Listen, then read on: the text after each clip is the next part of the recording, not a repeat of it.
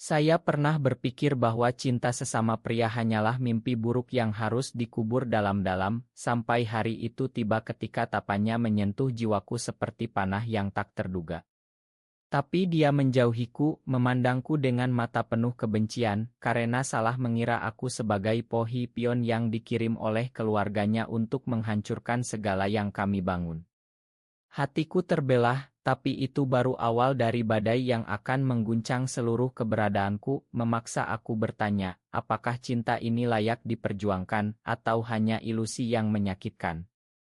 Aku, Andi, lahir dan besar di Jakarta yang ramai, di mana suara klakson dan hiruk-pikuk pasar tradisional menjadi lagu pengantar tidur.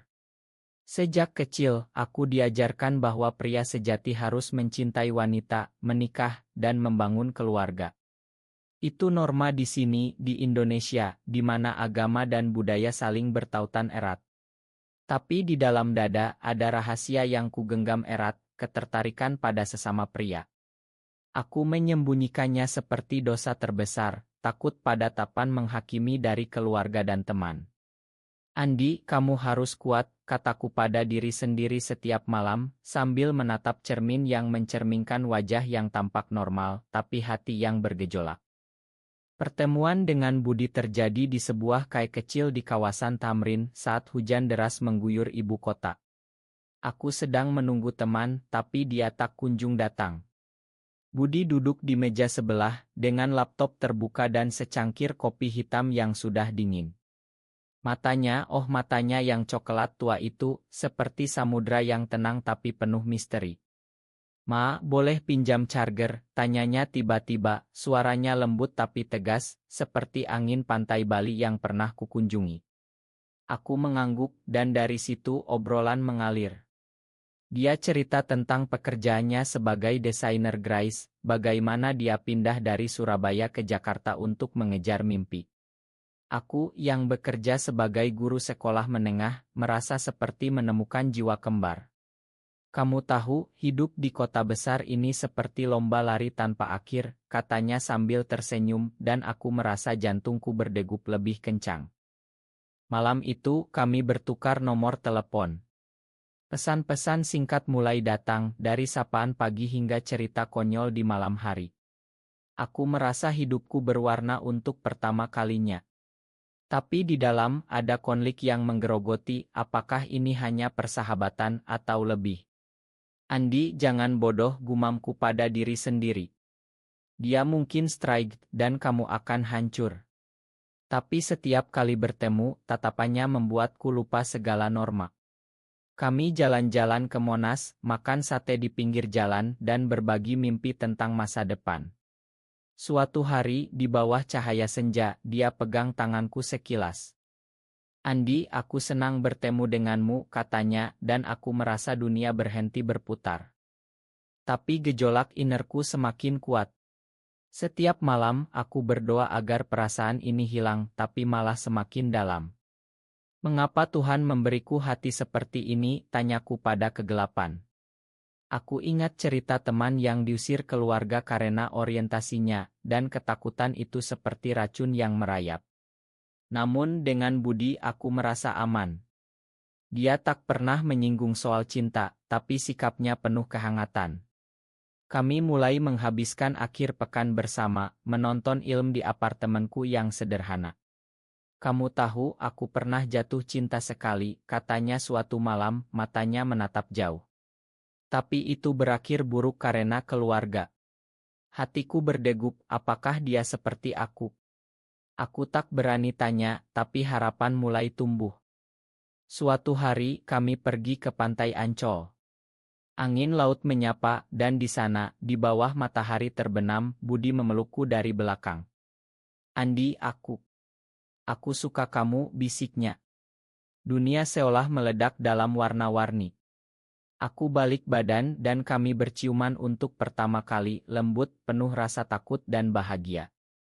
Tapi di dalam, aku berpikir, ini salah, tapi mengapa terasa begitu benar? Malam itu, kami bicara panjang lebar. Budi cerita bahwa dia juga berjuang dengan identitasnya, bahwa keluarganya di Surabaya sangat konservatif. Mereka ingin aku menikah dengan gadis pilihan mereka, katanya dengan suara bergetar. Aku peluk dia dan untuk pertama kalinya aku merasa tak sendirian.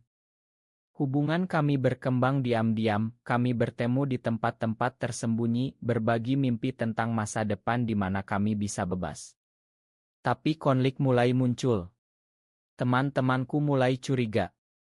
Andi, kamu jarang keluar lagi, kata Rian, sahabatku. Aku bohong, bilang sibuk kerja. Di dalam, aku merasa bersalah, aku membohongi semua orang demi ini. Apakah layak? Budi juga punya masalah. Keluarganya sering menelepon, mendesaknya pulang. Mereka bilang ada calon istri menunggu, katanya suatu hari, matanya merah. Aku pegang tangannya, kita akan hadapi bersama. Tapi badai pertama datang ketika Budi tiba-tiba menjauh. Pesan-pesannya jarang, panggilan tak dijawab. Aku panik, apa yang salah, tanyaku pada cermin. Akhirnya, kami bertemu di kai yang sama. Andi, aku tahu semuanya, katanya dengan suara dingin. Kamu dikirim oleh keluargaku, kan? Untuk menguji aku, untuk menghancurkan hidupku seperti pion yang tak berguna. Aku terkejut, apa maksudmu? Dia cerita bahwa saudaranya bilang ada orang yang dibayar untuk mendekatinya, membuatnya jatuh ke dosa agar mudah dikendalikan. Kamu cocok dengan deskripsi itu, katanya, matanya penuh air mata. Hatiku hancur, Budi, itu salah. Aku mencintaimu sungguh-sungguh. Dia pergi, meninggalkanku sendirian dengan pertanyaan yang menggerogoti, mengapa dia tak percaya padaku. Malam-malam berikutnya adalah neraka. Aku tak bisa tidur, memikirkan bagaimana salah paham ini bisa terjadi. Aku bukan Pohi, aku manusia dengan hati, gumamku. Aku coba hubungi dia, tapi diblokir. Rasa sakit itu seperti pisau yang menusuk berulang. Kenapa Tuhan, kenapa cinta ini harus begini? Aku ingat masa kecil, ketika ayahku bilang pria harus kuat, tak boleh lemah. Tapi di sini aku lemah, hancur karena cinta. Aku mulai mencari tahu. Hubungi teman Budi, tapi mereka tak tahu. Akhirnya aku pergi ke Surabaya, ke rumah keluarganya. Di sana aku bertemu saudaranya yang ternyata iri pada Budi. Ya, aku yang bilang begitu, katanya dengan senyum sinis. Budi terlalu bebas, keluarga butuh dia taat. Hatiku mendidih, kamu menghancurkan kami. Tapi di dalam, aku merasa kasihan, dia juga korban norma yang kaku ini. Aku kembali ke Jakarta, bertekad membuktikan ke Budi bahwa aku tulus. Pertemuan kedua terjadi di tempat kami pertama bertemu. Aku tunggu dia, dan dia datang dengan wajah lelah. Budi, dengar aku, kataku. Aku cerita semuanya, tentang saudaranya, tentang cintaku. Dia menangis, Ma, Andi. Aku takut, aku trauma. Kami peluk, tapi luka itu masih ada. Kita bisa mulai lagi, tanyanya. Aku angguk, tapi di dalam, aku tahu perjuangan baru dimulai. Hubungan kami pulih pelan-pelan. Kami bicara tentang masa depan, tentang mungkin pindah ke Bali untuk hidup lebih bebas. Tapi konflik innerku semakin dalam, apakah aku siap menghadapi dunia? Keluargaku mulai curiga, ibuku tanya kenapa aku tak pernah bicara soal pacar. Andi, umurmu sudah 28, kapan nikah, katanya. Aku bohong lagi dan rasa bersalah itu seperti beban berat. Suatu hari, Budi ajak aku ke rumahnya. Aku ingin perkenalkan kamu sebagai teman, katanya. Tapi di sana, keluarganya datang tak terduga. Ayah Budi, pria tegas dengan kumis lebat, memandangku curiga. Siapa ini, tanyanya. Budi gugup, teman kerja. Tapi saudaranya yang iri itu tersenyum licik. Malam itu Budi cerita bahwa keluarganya tahu tentang kami. Mereka marah besar, katanya sambil menangis. Hatiku teriris, ini akhirnya. Aku pulang dengan hati hancur. Mengapa cinta ini harus dipenuhi pengkhianatan, tanyaku pada Tuhan. Aku ingat ayat-ayat suci yang diajarkan, tapi juga ingat bahwa cinta adalah anugerah. Aku putuskan untuk bertarung.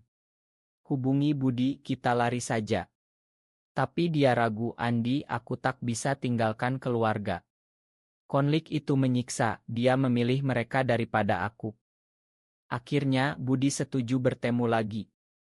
Di sebuah taman di Jakarta, di bawah pohon rindang, kami duduk berhadapan. Matanya penuh penyesalan, Andi, atas segalanya. Aku salah mengira kamu. Aku pegang tangannya, itu masa lalu. Yang penting sekarang. Tapi di dalam, luka itu masih menganga. Bagaimana aku bisa percaya lagi, gumamku. Kami bicara berjam-jam tentang ketakutan kami, tentang masyarakat yang tak mengerti. Di Indonesia ini, cinta seperti kita seperti berjalan di atas api, katanya. Aku angguk, merasa air mata mengalir. Pelan-pelan kami bangun kembali kepercayaan. Kami pergi ke Yogyakarta untuk liburan, menikmati Candi Borobudur di pagi hari. Di sana, jauh dari hiruk-pikuk, kami merasa bebas. Budi, aku cinta kamu, kataku di atas bukit. Dia peluk aku juga. Tapi konflik inner semakin kuat. Setiap malam, aku bermimpi buruk tentang keluarga yang memisahkan kami. Apakah ini hanya sementara, tanyaku pada diri sendiri. Aku mulai menulis jurnal, menuangkan semua emosi, rasa sakit, cinta, ketakutan. Kembali ke Jakarta, masalah baru muncul. Teman Budi yang kupikir sahabat, ternyata iri pada hubungan kami. Dia sebarkan rumor di kantor Budi pacaran dengan pria. Budi dipanggil atasan, diancam dipecat. Andi, ini karena aku, katanya sambil menangis di telepon. Hatiku terbakar, pengkhianatan lagi. Aku marah pada dunia, mengapa orang tak bisa biarkan kami bahagia. Aku hubungi teman itu, tapi dia tolak, kalian salah, ini melawan norma. Budi depresi, tak mau makan. Aku datang ke apartemennya, memasak nasi goreng auripnya. Kita kuat bersama, kataku. Tapi di dalam, aku ragu apakah aku bisa lindungi dia. Malam itu, kami tidur berdampingan, tapi tak ada keintiman lebih, hanya pelukan yang penuh rasa aman. Pagi harinya, Budi bilang, aku akan lawan ini. Dia bicara dengan atasan, jelaskan bahwa rumor itu bohong. Tapi kerusakan sudah terjadi, rekan kerja memandangnya aneh. Konflik innerku mencapai puncak. Aku mulai bertanya pada diri, apakah cinta ini layak semua penderitaan? Aku ingat masa kecil ketika aku pertama kali merasa berbeda. Di sekolah, teman-teman ejek anak yang lembek. Aku sembunyikan diri, tapi sekarang dengan Budi aku ingin bebas. Tuhan beri aku kekuatan, doaku setiap sholat. Suatu hari keluargaku tahu. Ibu temukan foto kami di ponselku. Andi, apa ini? Tanyanya dengan suara gemetar. Aku duduk, cerita semuanya. Dia menangis, kamu anakku, tapi ini salah. Ayah marah, kamu bawa malu keluarga. Aku pergi, hati hancur. Mengapa mereka tak mengerti, gumamku di jalan. Aku hubungi Budi, aku diusir. Dia datang, ajak aku ke rumahnya. Kita hadapi bersama, katanya. Tapi pengkhianatan terbesar datang dari saudara Budi. Dia hubungi ayah Budi, bilang bahwa aku Pohi yang kembali. Ayah Budi datang ke Jakarta, marah besar. Budi, putuskan sekarang atau aku tak anggap kamu anak, katanya. Budi terpojok, ayah, aku cinta Andi. Ayah pergi dengan amarah. Budi menangis di pelukanku, Andi, aku tak bisa. Malam itu, kami berpisah sementara. Aku pulang ke rumah teman, merenung. Cinta ini penuh duri, tapi tanpa dia, aku kosong. Aku putuskan untuk bicara dengan ayah Budi. Pergi ke Surabaya lagi, ketuk pintu rumahnya. Pak, dengar aku, kataku. Aku cerita tentang cinta kami, tentang penderitaan. Dia diam, tapi matanya melunak. Aku tak setuju, tapi Budi anakku, katanya akhirnya. Kembali aku temui Budi. Ayahmu mungkin bisa terima, kataku. Dia peluk aku erat. Tapi di dalam aku tahu perjuangan belum selesai. Masyarakat, norma, semua melawan kami. Apakah kita bisa bertahan, tanyaku pada hati. Hari-hari berikutnya penuh gejolak emosi. Budi dan aku bertemu diam-diam lagi, tapi rasa takut seperti bayang-bayang. Setiap kali berpelukan, aku berpikir, ini bisa jadi yang terakhir. Konflik inner semakin menyiksa, aku mencintainya, tapi apakah aku egois membiarkannya menderita? Aku mulai mencari dukungan, bergabung dengan komunitas lebut online di Indonesia, di mana orang-orang berbagi cerita serupa. Kalian kuat, kata salah satu anggota. Tapi di hati aku merasa lemah.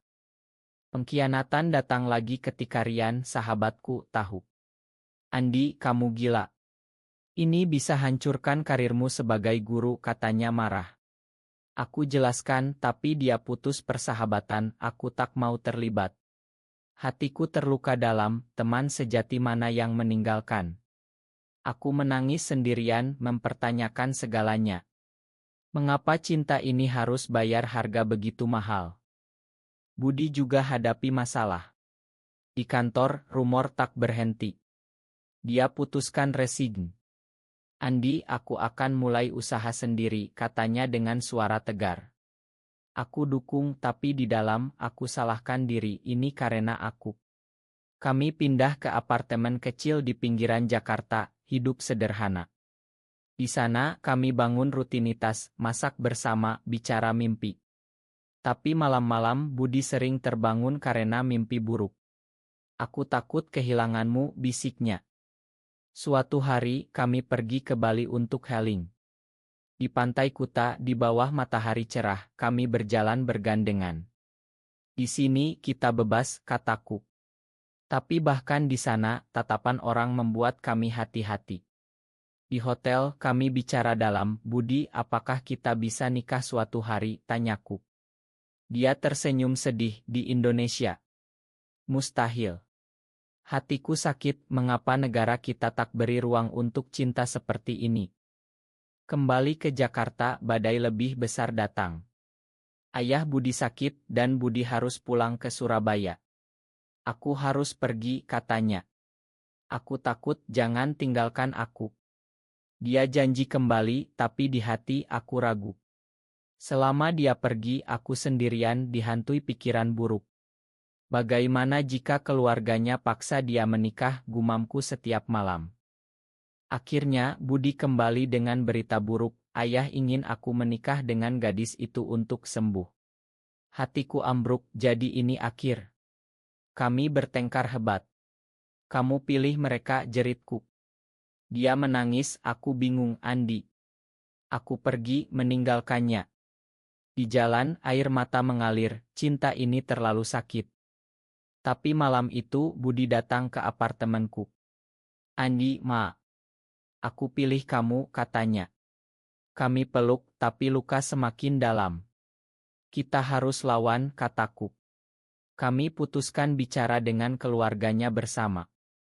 Pergi ke Surabaya, hadapi ayah Budi. Pak, kami saling mencinta, kataku gemetar. Ayah diam lama, lalu bilang, aku tak paham, tapi melihat Budi bahagia, aku coba terima. Kemenangan kecil itu beri harapan. Tapi konflik inner tak hilang. Apakah ini cukup, tanyaku. Kami kembali ke Jakarta, lebih kuat. Tapi masyarakat masih melawan. Di sekolah, murid-murid mulai rumor tentangku. Kepala sekolah panggil, Andi, ini bisa pengaruhi murid. Aku ragu apakah aku harus mundur. Keputusan itu menyiksa. Aku cinta pekerjaanku mendidik anak-anak. Tapi untuk Budi aku siap korbankan. Andi, jangan, kata Budi. Kita cari jalan lain. Tapi di hati aku merasa terpojok, cinta ini memaksa pilihan yang tak adil. Malam-malam aku tak tidur, memikirkan masa depan. Bagaimana jika kami pindah ke luar negeri, gumamku. Tapi Indonesia adalah rumah, akar kami. Pengkhianatan terbaru datang dari saudara Budi lagi. Dia sebarkan foto kami di media sosial dengan caption menghina. Ini saudaraku yang tersesat. Budi hancur, kenapa dia begini? Kami lapor polisi, tapi di Indonesia, masih tabu. Polisi bilang, ini urusan keluarga. Hatiku mendidih, keadilan mana? Kami isolasi diri, tapi cinta kami semakin dalam. Di apartemen, kami bicara tentang mimpi, membuka kai kecil di Bali, hidup tenang. Budi, kamu cahayaku, kataku. Dia peluk aku dan kamu jiwaku. Tapi emosi semakin berat, setiap hari seperti perang. Suatu hari, ibuku datang. Andi, aku rindu kamu, katanya menangis. Aku cerita lagi dan kali ini dia dengar. Aku tak setuju, tapi kamu anakku. Air mata kami bercampur. Terima kasih, Bu, bisikku. Itu beri kekuatan baru. Tapi tinggi Tro datang ketika Budi sakit. Demam tinggi dan di rumah sakit dokter bilang stres. Aku di sisinya, pegang tangan, jangan tinggalkan aku.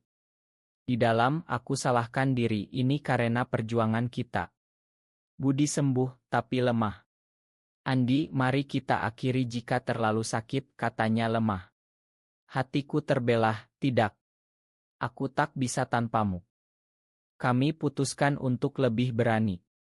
Budi bicara dengan keluarganya lagi, kali ini dengan ibunya yang lebih lembut. Bu, tolong pahami, katanya. Ibu menangis, aku coba. Pelan-pelan, keluarga mulai melunak. Tapi konflik innerku mencapai klimaks.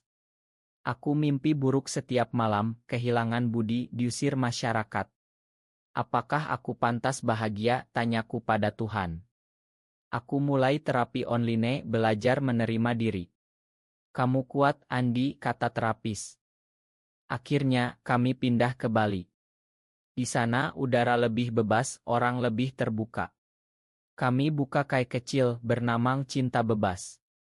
Bisnis berjalan dan kami temukan komunitas. Tapi masa lalu menghantui.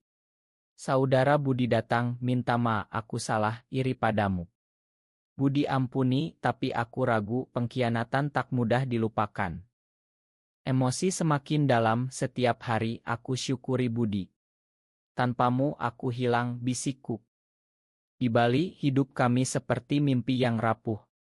Kai kami ramai, tamu dari berbagai daerah. Tapi di balik senyum, ada luka yang tak sembuh. Setiap malam, aku bangun karena mimpi tentang pengkhianatan. Budi, apakah kita aman di sini? Tanyaku. Dia peluk aku, ya sayang. Tapi emosi semakin berat, aku merasa beban dunia di pundak. Konflik baru muncul ketika mantan Budi datang. Pria dari masa lalu yang dulu menyakitinya. Budi, aku menyesal, katanya. Budi tolak, tapi aku cemburu, apakah kamu masih cinta dia? Kami bertengkar, Andi, percaya aku, jeritnya. Hatiku teriris, pengkhianatan lagi, meski dari bayangan masa lalu. Aku pergi jalan sendirian ke pantai, air mata mengalir. Mengapa cinta ini penuh ujian, gumamku pada ombak?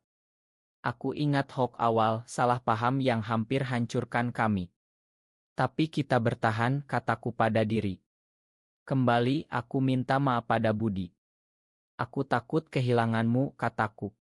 Kami peluk, tapi luka semakin dalam. Keluarga Budi datang berkunjung. Ayahnya yang dulu marah, sekarang lebih tenang. Aku lihat kalian bahagia, katanya pelan. Itu momen emosional, air mata mengalir. Tapi ibuku juga datang dan pertemuan dua keluarga itu tegang. Kami coba terima, kata ayah Budi. Hatiku berbunga, tapi ragu apakah ini tulus. Emosi memuncak ketika kai kami dirusak oleh orang tak dikenal. Tulisan hina, pergi dari sini. Budi hancur, ini karena kita. Aku pegang dia, kita lawan. Polisi investigasi, tapi tak ada bukti. Di dalam, aku marah pada dunia, mengapa tak beri kami damai? Kami bangun kembali, lebih kuat. Tapi konflik inner tak berhenti. Aku mulai menulis buku tentang cerita kami untuk berbagi. Mungkin bisa ubah pandangan orang, kataku. Budi dukung, kamu pemberani. Suatu malam Budi usul, mari kita adopsi anak suatu hari jika bisa. Hatiku meleleh, ya bangun keluarga kita. Tapi realita keras di Indonesia sulit. Emosi semakin dalam campur bahagia dan sedih. Pengkhianatan terakhir datang dari dalam, aku ragu pada cinta kami. Apakah ini cukup, tanyaku. Tapi melihat Budi tersenyum, aku tahu jawabannya. Klimaks emosi datang ketika saudara Budi kembali, kali ini dengan niat buruk. Dia ancam sebarkan rahasia kami ke media. Bayar aku atau hancur, katanya. Budi marah, kamu saudaraku. Tapi aku tenang, kita hadapi. Kami rekam percakapan, lapor polisi. Saudaranya ditangkap, dan itu jadi tik balik. Keluarga Budi akhirnya dukung penuh, ma atas segalanya. Dengan itu kami bebas. Kai berkembang, komunitas tumbuh. Aku terbitkan buku dan respons positif banyak yang terinspirasi. Andi, kamu ubah hidupku, kata pembaca. Hatiku penuh, cinta ini menang. Tapi emosi terdalam adalah saat Budi ajak aku ke pantai di bawah bintang. Andi, terima kasih atas segalanya, katanya. Kami peluk dan aku tahu meski bici ini akhir bahagia. Kita selamanya, bisikku. Tahun-tahun berlalu kami hidup damai di Bali. Keluarga datang berkunjung, masyarakat mulai terima. Cinta kami jadi simbol harapan. Di dalam, aku syukuri setiap ujian, itu buat kami lebih kuat. Akhirnya, aku paham, cinta tak kenal gender, hanya hati yang tulus.